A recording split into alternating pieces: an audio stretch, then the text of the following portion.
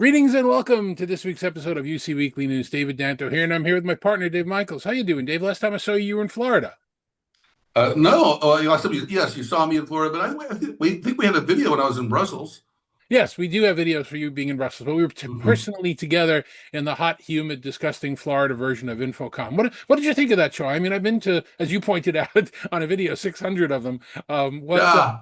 How many? Well, This I've is only been to a few Infocoms, and I've never been to the Vegas one. I've only been to the Orlando one, and what surprises me most about it when I do go is how big AV is, because I'm coming at it from the comms, the UC and CC type of world, and yeah, meeting rooms and AV. I am an expert. Of course, I'm an expert. There's at least six brands I can think of, but Infocom is actually a bigger show than Enterprise Connect, which is mind-boggling, and because it's such a more narrower sector, but very diverse and a lot of specialized equipment. So. And I would say the mood was pretty good there too. Yeah, no, everybody enjoyed it. There were certainly less vendors. I love how they twisted it, where they said that there was more end users there this year, which meant there was more percentage, which really only meant less of the vendors went. But anyway, it's bigger because it's not one thing. It's like that parable of the blind man and the elephant, where everybody sees a different spot. It's digital signage, it's live production, it's theatrical pieces, it's conference rooms, it's communication like we do. So it was a pretty big show, and the I always compare, and people who've gone to the show a long time compare it historically to what's changed and what's been different and what's been new, and there have been many different themes over the years. It really is a diverse, and I would even add the word exciting. There's a lot of excitement going on. We touched on this in some of our content that we've already done, but I think we're going to be talking about it for a while, is how the industry is going through this IP convergence. And I feel like I've seen this show before because we went through it with telephony. And for those of you who don't know, telephony had its own dedicated wiring in every office, and it was slowly embracing IP. I remember one salesman I talked to said, "Look, I could sell you this IP phone, but it's more expensive and does less than this nice digital phone. Why would you want to waste your money on that?" And so there was this very difficult and complicated transition. It meant new partners. It meant new skills. It meant the vendors had to revamp all their stuff. So I kind of feel like I've seen this show before, but I think it's an exciting show, and it opens up a lot of possibilities. And because those AV cables of the past, as you know, I rewired my house 15 years ago, and I even put in the walls very specialized AV cables that were no longer being used by the time I moved out. Yeah, it's definitely fluid and changing, and some people changed earlier than others, and if they haven't pivoted by now, I think they're either going to go out of business or be absorbed. But it's definitely a change. I did want to share with our viewers an interview that I did with someone that's been in the industry almost as long as I have, Nancy Knowlton, who was one of the founders with her husband David Martin of Smartboards. It's very very rare that you get to see a brand that's like Kleenex, or where the brand name describes what's going on, but they created the first ride-on boards. I met them when they were doing Smart. They founded that company, and they were doing some amazing stuff back then. And they are the traditional classic rocket scientists, right? I mean, these are the very, very smart people. What a powerful team they make. And every time I talk to them, I feel like I learn more than I was supposed to. But Yeah. I learn a lot. Yeah. So I sat down with Nancy for 15 minutes to talk about a little bit of her history, and to talk about what she's doing now with Nureva. The Nureva HDX was one of our pick hits from Infocon. Take a look at what she said, and we'll come right back. So this is the day before Infocom 2025 opens, and I'm here with Nancy Knowlton, who's a star in our industry, who's been doing things, amazing things for many, many years. You and your husband founded Smart Technologies, and that, kind of became a verb, like Kleenex, the smart board, even things that aren't smart are smart. A wonderful company that, I visited a couple of times up in the Calgary area. And now you're with Nureva, and you're doing some interesting things. So first of all, how did you even get into the AV industry? Well, my husband, Dave Martin, invented the Smartboard Interactive Whiteboard in 1987, and when we brought it into the market in 1991, it really was the AV resellers who embraced the product And so it's they who pulled us into the AV industry. Okay. Is there anything that you took from those days at Smart that you're kind of still using in the industry, lessons learned or things that can be applicable to what you're doing at Nureva? Yeah, you bet. The number one thing was customer input. You know, a customer's never going to write the spec for your product, but if you listen hard enough, they'll tell you what they want, what they desire, what their problems are. And that really is the most valuable information that a company can get. Yeah, and it's interesting. Many companies have customer advisory boards and customer councils, and I've been involved. I've run some of them for some companies. And the interesting thing is a lot of companies listen to their customers and don't act on the information. It takes a very special organization to hear that information and actually incorporate it into products and what's going on. And I guess that's something that you did with Smart and you're doing now at Nureva. Yeah, you bet. It's we spend an awful lot of time in the field with our customers. I'll tell you one funny little story at Smart. I was sitting in a classroom and I kept watching the teacher walk back and forth from one side of the Smart board to the other. I came back and gathered a group of our developers and did what she did, and they said, maybe we should make it so our user interface can be switched to the other side as well. And so sometimes it's observation. Absolutely. All right, so let's take a step back. Tell people who may not be familiar with Nureva what Nureva does, how it came about, how you founded it, and what your purpose is.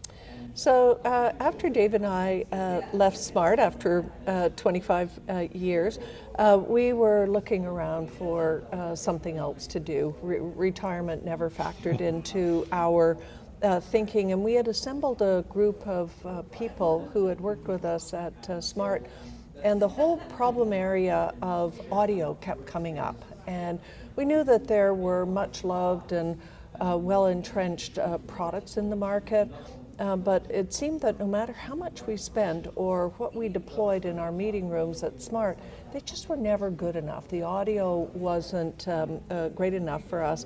So I think it really was the problem that audio represented that attracted us to this space. Okay, and not everybody understands this, and I would appreciate if you could clarify it somewhat.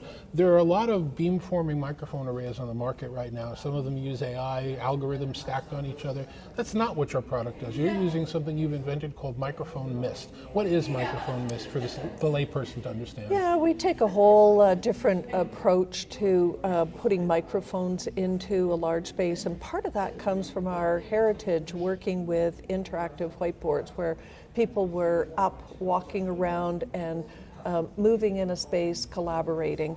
And so our perspective was, instead of the neat formation of people around a table and defined spaces where you could target microphones at them, what could you do if people all of a sudden were unpredictable and they're walking, they're standing, they're sitting, voices from all around the space, from everywhere.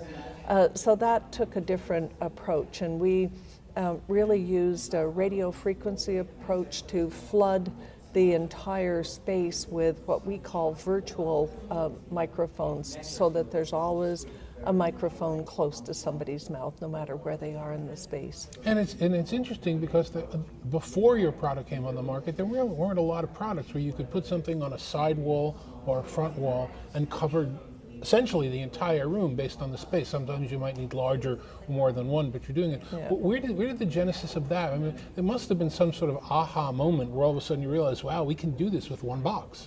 Well, we were so fortunate to work in the very earliest days with a number of really smart people, and one of those fellows had a background in RF technology, and the more that he thought about audio, he said, this is just an RF problem.